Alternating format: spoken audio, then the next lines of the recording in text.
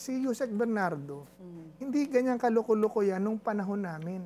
Nung panahon namin, bumait yan dahil yan ang una kong ni-raid.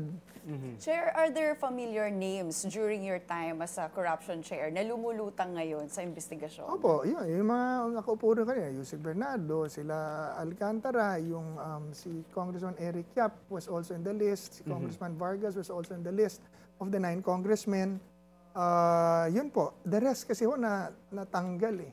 However, parang may nabalitaan ako yung ilan sa mga tinanggal namin nakabalik after nitong, that's how bad it is. Pero hindi ho kasi natin maiko-compare yung ginawa namin noon. Dahil nagtatrabaho kami, hindi lang kami nag-announce sa media dahil wala kaming kapangyarihan to do that. Ang korupsyon noon was mababa dahil takot ang lahat sa mahuli ni Digong, mahuli ng PACC. Nung alisin ang opisina namin, edi parang nakawalang mga daga dahil nawala yung pusa. Pumutok na sa ganito.